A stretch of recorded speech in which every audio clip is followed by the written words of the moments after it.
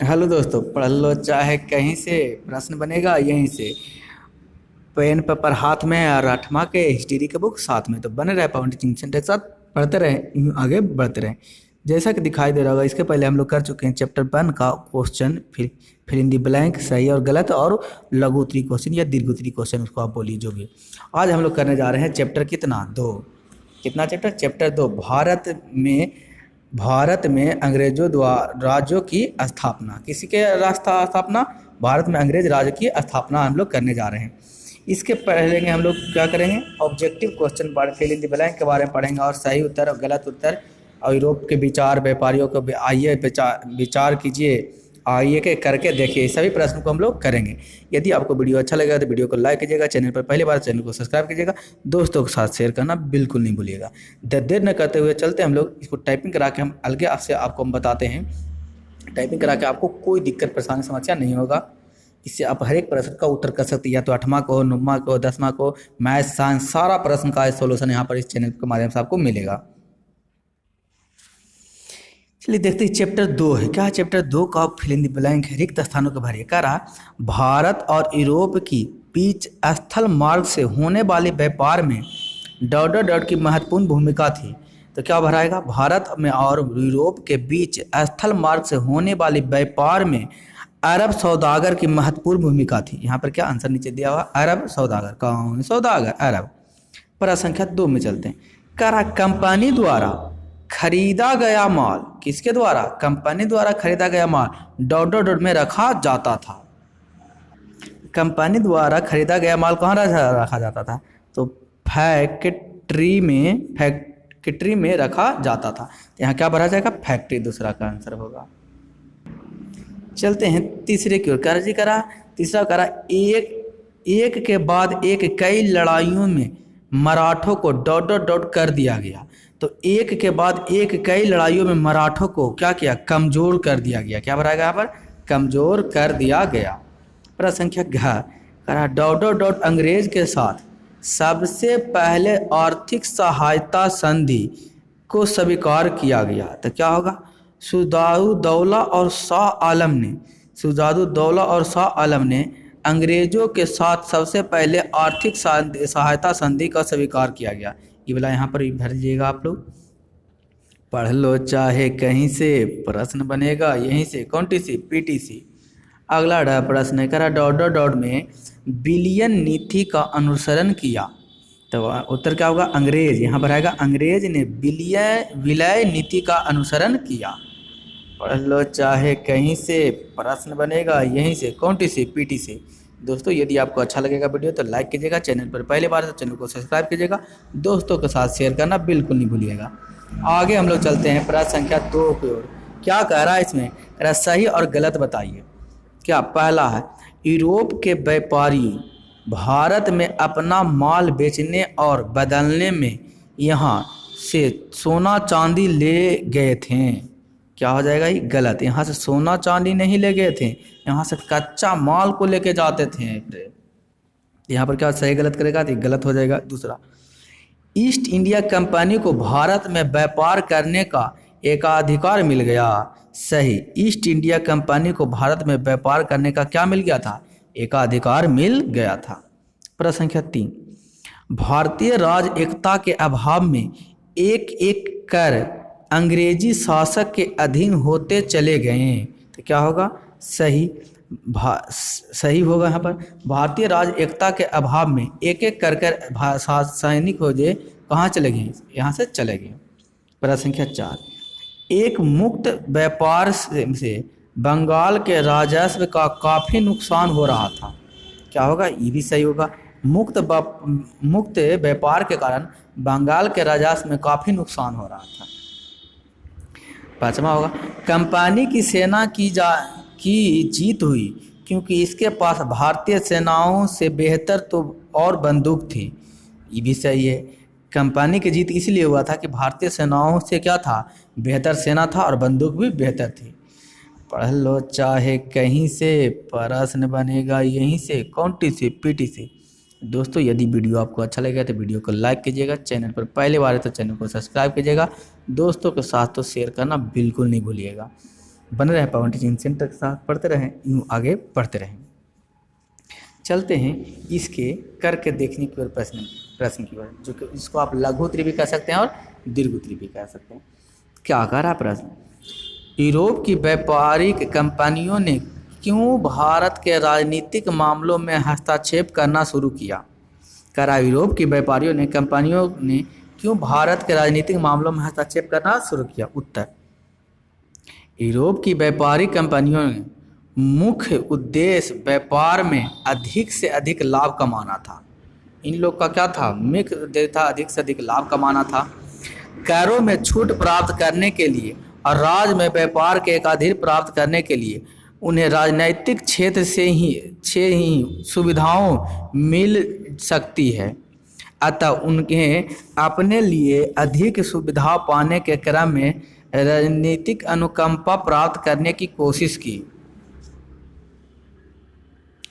करा कि उन्होंने यह भी देखा कि भारतीय राज्य एक दूसरे से लड़ने में मशगूल हैं और उनमें फूट एवं वैमनस्य हैं। इस स्थिति का लाभ उठाने के लिए उन्हें भारत के राजनीतिक मामलों में हस्तक्षेप करना शुरू कर दिया। उससे राजनीतिक सत्ता पर उनकी पकड़ भी मजबूत हो गई और उन्हें अधिक से अधिक व्यापार सुविधा भी मिल गया। कौन देने योग्य बात, ध्यान देने योग्य बात, पढ़ लो चाहे कहीं से, प्रश्न बनेगा यहीं से, कौन टी सी PTC। दोस्तों यदि आपको वीडियो अच्छा लग रहा है तो वीडियो को लाइक कीजिएगा, चैनल पर पहली बार है तो चैनल को सब्सक्राइब कीजिएगा, दोस्तों के साथ शेयर करना तो बिल्कुल नहीं भूलिएगा। दूसरे प्रश्न को चलता है, कच करा दूसरा प्रश्न, अंग्रेज बंगाल पर क्यों अधिकार करना चाहते थे। अंग्रेज जो बंगाल पर क्यों अधिकार प्राप्त करना चाहते थे। उत्तर हो जाएगा, अंग्रेज बंगाल के एक बड़ा और धनी प्रांत था। भारत का बंगाल एक बड़ा, और यहाँ भारत लिखाएगा, भारत बंगाल का एक बड़ा और धनी प्रांत था। इसमें आधुनिक बिहार और उड़ीसा भी शामिल थे, जो अभी बिहार और उड़ीसा वो भी इसमें शामिल था। बंगाल पर अधिकार प्राप्त करने का अर्थ होता था कि वहाँ से अन्य यूरोपीय कंपनियों को व्यापार से दूर रखना और कुल मुनाफा स्वयं कमाना। अधिक से अधिक मुनाफा कमाने के लिए बंगाल पर राजनीतिक अधिकार प्राप्त करना अंग्रेजों के लिए जरूरी हो गया था। ऐसी स्थिति बन जाने के का अर्थ होता है कि कंपनी राज्य में जो भी माल खरीदती उस पर उसे किसी भी प्रकार का कोई कर नहीं देना पड़ता। अतः इन्हीं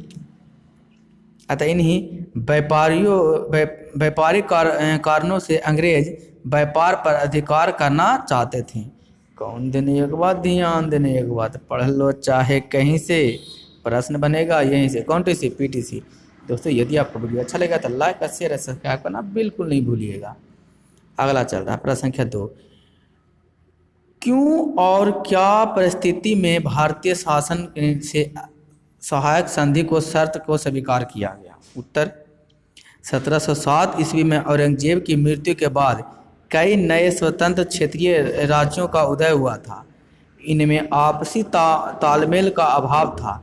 हर राज्य दूसरे के इलाके हड़प कर अपने राज्य का विस्तार करना चाहते थे।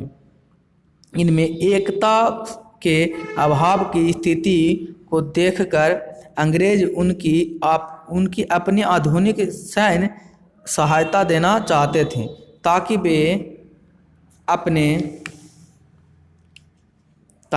अपने पड़ोसी राज्य को लड़कर आसानी से जीत सके।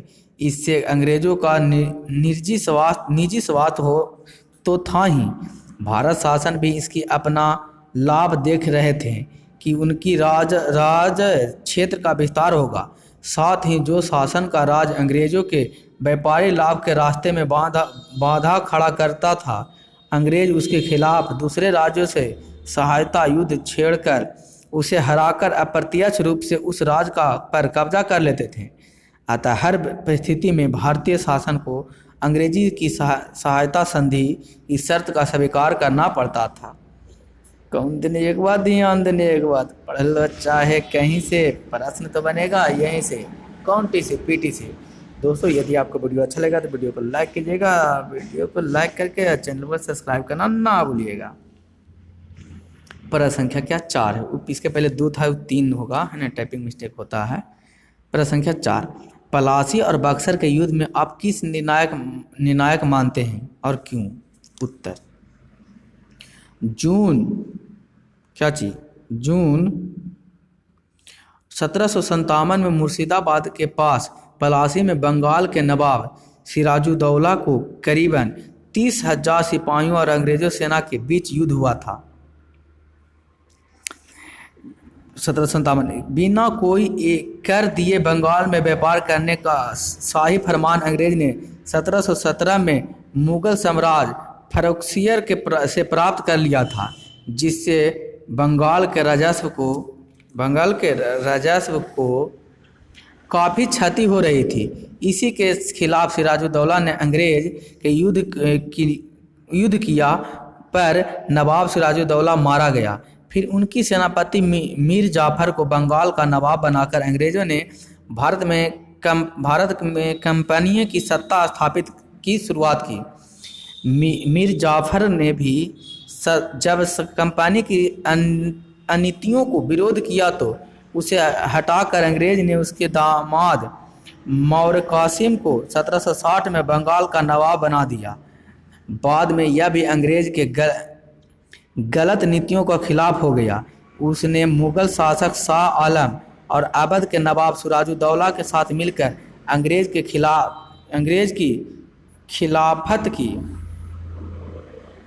अतः अंततः तीनों की संयुक्ति से सेना कंपनी की सेना के साथ पश्चिम बिहार के बक्सर नामक स्थान पर 1764 ईस्वी में युद्ध हुआ, जिसमें भारतीय सेनाओं को हार हो गई।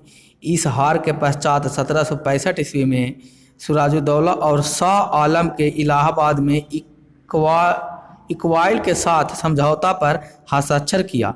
समझौता के अनुसार ईस्ट इंडिया कंपनी को बंगाल, बिहार और उड़ीसा के दीवानी मिल गई। इससे कंगनी को इस प्रदेश में राजस्व वसूल करने कंपनी होगा यहाँ कंपनी को इस प्रदेश से राजस्व वसूल का अधिकार मिल गया। इससे उन्हें अत्यधिक व्यापारिक फायदा हुआ।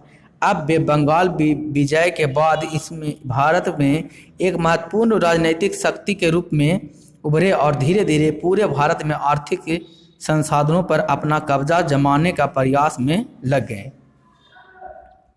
अतः यह स्पष्ट है कि पलासी की अपेक्षा बक्सर का युद्ध अंग्रेजों के लिए निर्णायक था।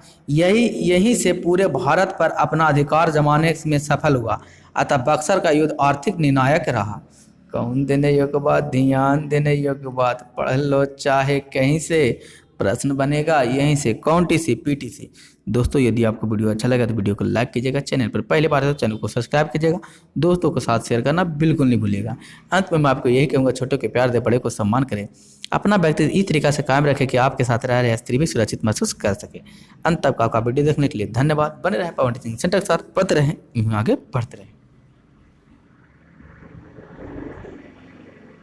अंत में छोटे को प्यार दे, बड़े को सम्मान करें, अपना व्यक्तित्व इस तरीके से कायम रखें कि आपके साथ रह रहे स्त्री भी सुरक्षित महसूस कर सके।